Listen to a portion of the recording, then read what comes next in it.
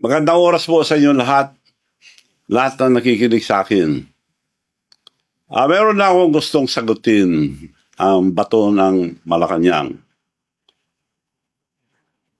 Noong nagpunta ko sa Roma, binato ako ng katakot-takot na mga trolls. Ang tawag ko dyan, attack dog. Alam niyo ba attack dog? Ulol na aso, pag nakaamoy ng pera, kakagat. Now, sasagot, lahat, tandaan niyo po ito, isa lang ang salita ko. Pag may totoo sa mga panira nila, magpapakulong ako. Ngayon, hindi sila nakontento sa trolls. Ngayon, ang naging trolls, yung spokesperson ng Malacanang, Claire Castro, Yusek Claire Castro. Ganun ba kababa ang spokesperson ng Malacanang? Naging parang attack dog. Dahil kung basta magsalita, parang attack dog. Alam niyo ba, girl, ang pagsasalita mo, para kang attack dog. Alam mo ba, attack dog, sinabi ko na, pag nakaamoy ng pera, kakagat. Naubusan na ba kayo ng attack dog na ikaw na mismo ang nagsasalita? Magsalita kayo ng totoo para paniwalaan kayo ng tao. Wala kayong isang salita eh. Sasagutin ko, ano yung mga issue mo sa akin? Nabanggit mo, weteng. Sabihin ko sa'yo, on the record tayo mag-base lahat. Kung gusto kong weteng, panahon ni GMA, madami akong makukuha. May kinunab ako, maski isa, magtanong kayo sa mga may ng STL, yung mga nagpapaweteng nung araw, doon sa bayan, sa probinsya ni Presidente. Wala akong kinuha. Kung interesado ko, ang dami kong nakuha. O, yun ang sagot ko sa weteng.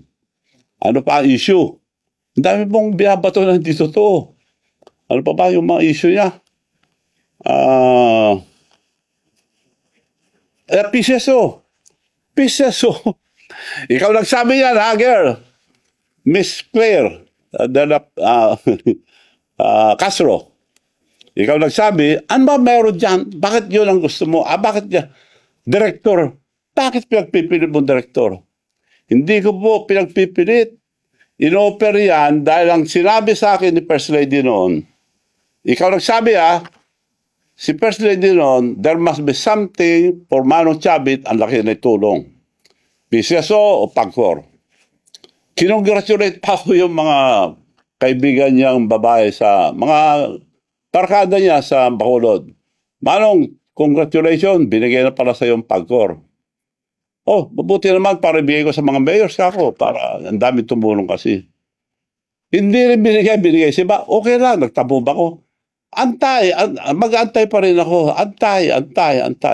O, kung hindi, PAGCOR, BCSO, wala rin. O, ito na. Nagtambo ba ako? Hindi. Antay pa rin ako. Pinag-antay ako, antay pa rin. Pumunta sa bahay ko si Milyonaryo Robles. Chairman ngayon ng PCSO. Milyonaryo na raw. Kaya tawag ko dyan, Milyonaryo Robles. Pumunta sa bahay. O, Manong, gusto kitang tulungan. Ganito. Ibibigay ko sa iyo ang, magantay ka lang. Antay. Oo. Bibigay ko sa iyo ang Laguna at Batangas. So, salamat naman para maibigay ko sa mga mayors na tumulong.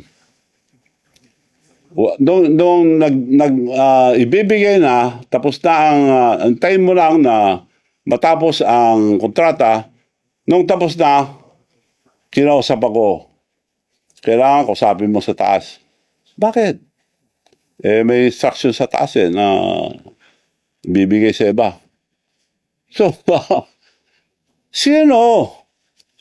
Yun daw, doktor niya at saka meron pa. Hindi ko nasasabihin yung iba. Sosyo-sosyo sila. O, nagantay ako, nagtampo ba ako? Antay pa rin ako. Antay ako ng antay, lahat ang sinabi, 3 taon na ako pinag-antay. Antay. Antay Marcos na ako. Pinag-antay ako eh. So, yun ang sagot ko sa PCSO. Wala akong interest, girl, sa PCSO. Director lang. na sinasabi mo, interest. Anong pinag-interesan mo dyan? Sila nag-offer niya, director lang. Dahil yun ang bakante noon. Isa-isa, nag-appoint. Oh, meron na naman na-appoint. Sabi ni Presidente mismo, baka naman malaking hindi, director na lang daw. O, director, okay. Madali yan. Libo yan, dami yan. Oh. Sabi naman ni Secretary Lagdame, ako bahala. Director lang ng piso, ako bahala. Antay ka lang. Antay. Isa-isa, may na-appoint na director. Tawag na naman ako. O may na-appoint na, wala naman. Akong bahala, Manong. Antay ka lang. May na-appoint na naman. Magkita kami, akong bahala. Maantay ka lang. Hanggang napuno. To cut the story short, napuno. Ayun. Hanggang ngayon, wala. So, wala silang isang salita. Kaya ikaw, girl, dapat isa lang ang salita nyo, huwag kayo magsinungaling. Dahil lahat ng sinasabi mo, puro kasinungalingan na panira lang sa akin. Kaya para kang, kung umasta ka, para kang attack dog. Alam mo na attack dog. Ulol na aso, pag nakaamoy ng pera, kumakagat. Parang ganun na ang tsura mo sa, hindi ka na spokesperson ng Malacanang. So, umayos kayo dyan. Spokesperson supposed to be a professional, hindi attack dog. Bago kayo magsalita, i-check nyo muna kung totoo. Puro kasinungalingan yung panira nyo sa akin. Sasagutin ko sa isa. Kung babanatan nyo ako ng mga kasinungalingan, babanatan ko kayo ng doble. Hindi ko lang nadala yung papel dito. Sa susunod, papakita ko. Senator pa lang, ang presidente, may kaso na. Yun na pulis. Dinemanda na siya. Nakademanda siya. Pakawa mo nga yun. Hindi ko lang nadala. Yun ang on record. Ako, binabato nyo, puro haka-haka, puro sali-salita na hindi totoo. Ito, pag nagsabi ako, totoo. Sinong may kaso? Nademanda si Senator Bongbong Marcos. Panahon din na Napoles, kasama siya ron. Sabi ko to, hindi ko sinasabi to dahil lang sa kasinungalingan mo, sasabihin ko lang to. Sige, magsinungaling pa kayo. Eto. Bongbong Marcos sued for plunder over pork barrel scam. Ayan ang nakarecord. Madam Spokesperson. Ito. Girl, tingnan mo ito, girl. Ito. Bongbong Marcos sued for plunder. Plunder filed versus Bongbong Marcos over 205 pork barrel scam. Yan ang record. Hindi ko na sana ilalabas to, pero girl, ikaw nag-umpisa, tatapusin ko. Pagsalita kayo, yung totoo. Ako, sasagutin ko kayo, puro totoo ilalabas ko. So, yun lang po ngayon. Marami pa kayong maririnig. Antayin natin yung mga tagdog.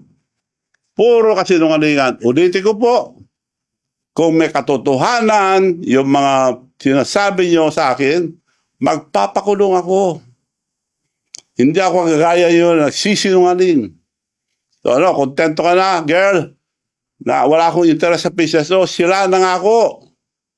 Pinag-antay-antay ako. 3 taon ako nag-antay. Now, you cannot blame me. Antay-Marcos na ako, pinag-antay na ako. Silang gumawa sa akin eh. Gumastos ako. Tinulungan ko sila. Araw-araw kami lang lumalabas. Unang labas pa lang, presidente, inisulto na ako sa Japan. Sinabi ko na yun, ulit-ulit. Binati lahat na nasa presidential table, pinalala pa yung anak niya, Sandro, Dad, Manu Chavez here. Hindi ako pinansin. Bastos yun, pero hindi ako nagtampo. Kinausap ko pa rin sila. Nasaktan ako? Of course, nasaktan ako. Dahil tao lang ako, hindi ako plastic. So, girls, Tandaan mo ito. Dahil kasama ka na sa nag-aatake sa akin, sasagutin kita maski sa anong sabihin mo. Pero magpakatotoo kayo. Marami akong ilalabas. Totoo lang lahat. Maraming salamat po at sa susunod, magkita-kita po ulit tayo.